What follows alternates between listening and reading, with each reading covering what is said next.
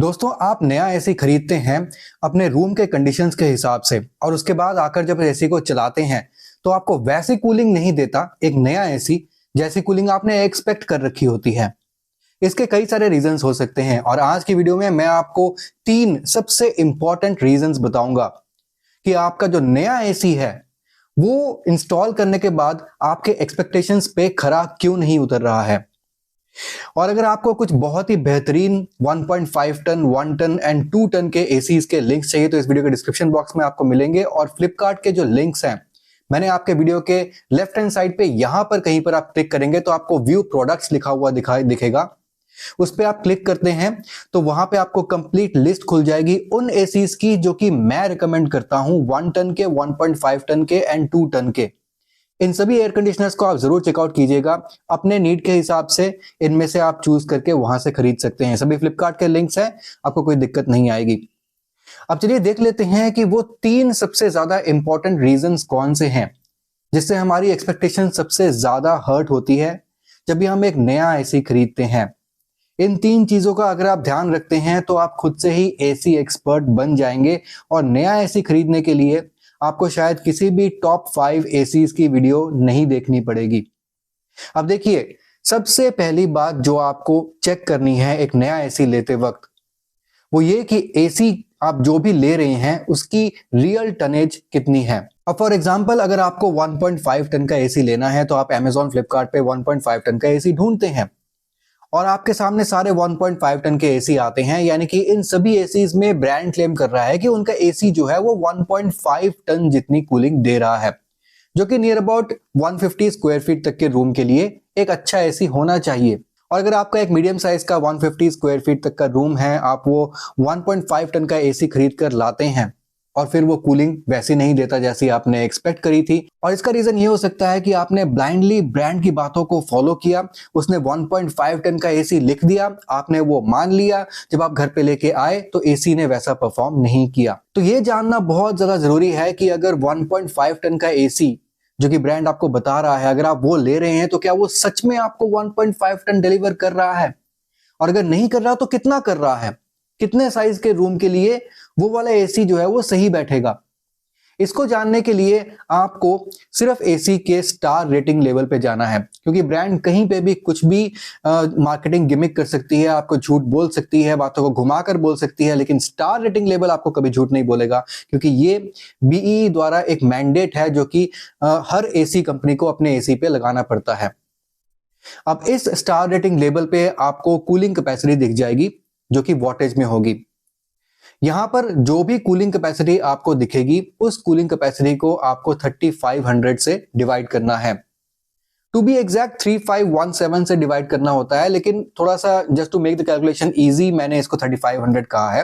तो जैसे आप 1.5 टन का एसी ले रहे हैं, वहां पे अगर आपको कूलिंग कैपेसिटी 5000 वॉट की लिखी हुई दिख रही है तो आपको उसको 3500 से डिवाइड कर देना है। तो वैल्यू जो आती है वो आती है 1.42 टन, यानी कि उस एसी की जो रियल टनेज है वो आती है 1.4 टन, नॉट 1.5 टन। ऐसे ही गोदरेज के एसी में जो 1.5 टन का 5 स्टार एसी होता है, अगर उसमें कूलिंग कैपेसिटी आप देखते हैं तो वहां पे आपको 4800 वॉट की कूलिंग कैपेसिटी मिल जाती है।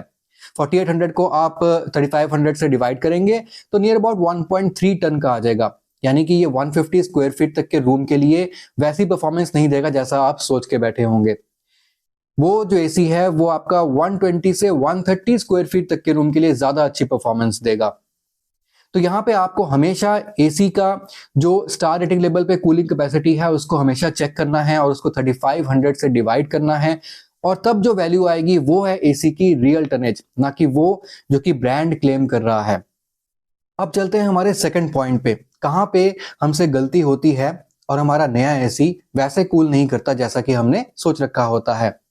जो हमारा सेकंड पॉइंट है वो ये है कि यहां पर हम अपने सिर्फ रूम के एरिया के हिसाब से एसी को चूज कर लेते हैं। यानी कि जैसे हमारे रूम का एरिया 150 स्क्वायर फीट है तो हमने सोचा भाई इस एरिया के हिसाब से तो 1.5 टन का एसी बेस्ट रहता है, तो 1.5 टन का एसी मैं चूज कर लेता हूं। लेकिन एसी चूज करते वक्त आपको अपने रूम का सिर्फ एरिया ही नहीं देखना होता है, और भी कुछ फैक्टर्स हैं जो देखने पड़ते हैं। इजी है, कोई घबराने वाली बात नहीं है। रूम का एरिया तो आपको डेफिनेटली देखना है, लेकिन सिर्फ रूम के एरिया के हिसाब से आपको एसी तब लेना है अगर आपके रूम में कहीं पे भी डायरेक्ट सनलाइट नहीं आ रही है, कर्टन सब लगे हुए हैं, कोई भी किचन के साथ रूम जो है वो नहीं लग रहा है, यानी कि ओपन किचन नहीं है।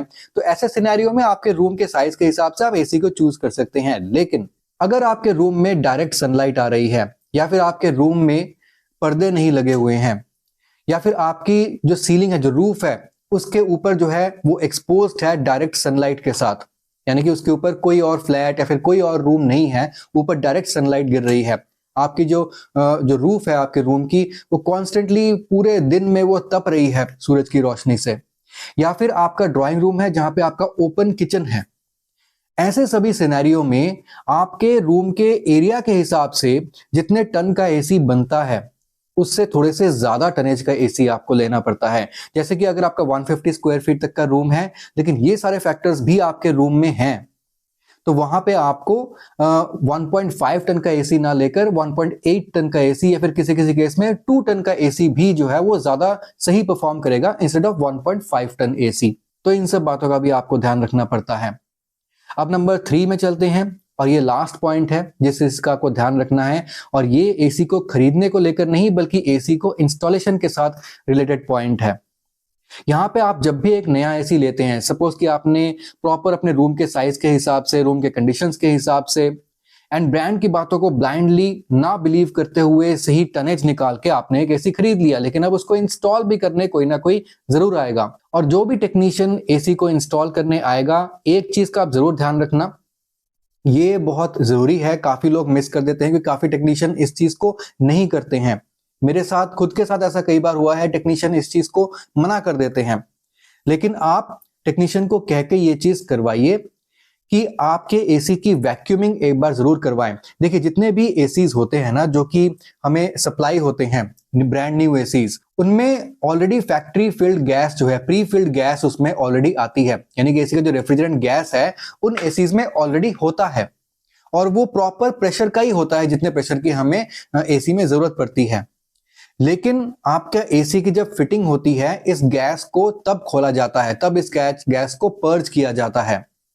और गैस के पर्जिंग के प्रोसेस में सबसे पहले आपके एसीज की जो बाहर पाइपिंग वगैरह लगाई गई है, यानी कि इंडोर और आउटडोर को कनेक्ट करने वाली जो पाइपिंग है, आपके पूरे एसी में जो भी कॉइल्स है, जो भी पाइपिंग है, उस सब में से बाहर के एयर को, मॉइस्चर को पहले वैक्यूम से निकाला जाता है। उसके बाद एसी में जो मौजूद गैस है उसके वॉल्व को खोला जाता है ताकि पूरे एसी में रेफ्रिजरेंट गैस भर जाए।